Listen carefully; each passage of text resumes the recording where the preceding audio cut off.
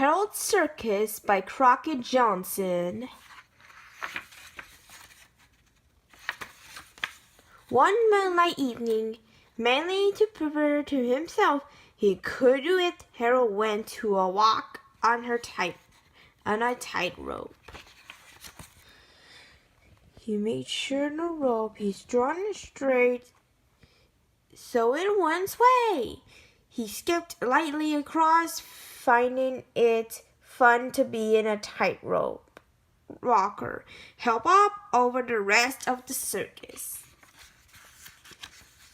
He stayed up on the rope with his greatest of ease until he lost his balance.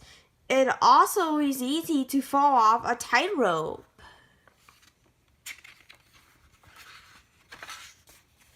Harold fell twisting and turning, his purple crayon tied on his hand. A smoke of luck, a comfortable-looking cub appeared beneath him, and he landed on an elephant's trunk. Quick a trick, he thought as he rewarded of the elephant with a large peanut. Elephants are such tall animals. Harold was still a long way from the ground, so he swung down from the elephant's trunk to the neck of the smaller animal.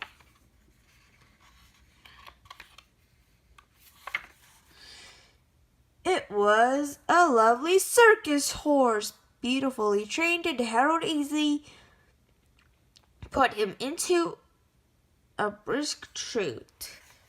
Harold rode with no saddle with a superb experience of circus riding. At the finish of this bareback act, he leapt gracefully from the horse. To his embarrassment, he felt and turned a rather ridiculous business out.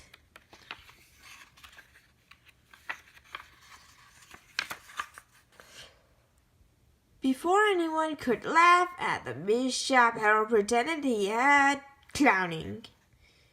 He quickly put on the clown's hat. He put the clown's smile on his face and acted silly like a clown.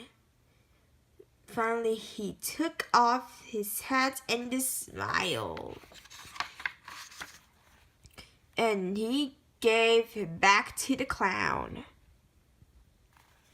The real clown was extremely funny, and Harold laughed at him. This Harold told himself probably was the best circus he had ever seen in his life.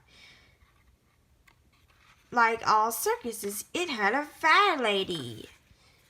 He was really fat. And of course, there was a very tall man.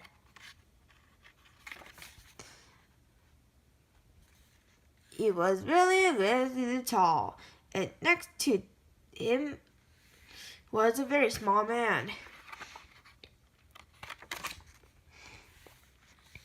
There was another man, a lemonade man. He had a great tank of lemonade.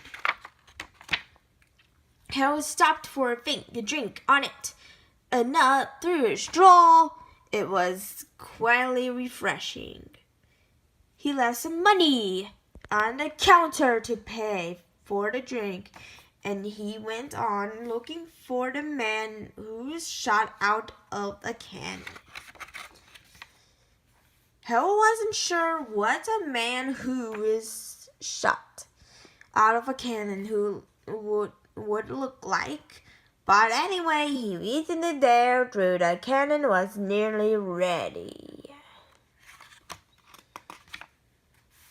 A circus can't wait. There was only one thing to do. The cannon fitted Harold perfectly. He got into it, and he shot out of it. He went up fast. He sailed to the top of the circus, where the trapezes are and the flying rings.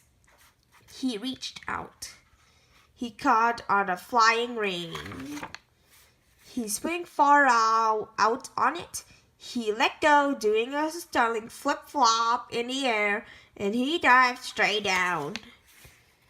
He was sure the elephant would be there to catch him again. Once more, eventually the curve appeared beneath him.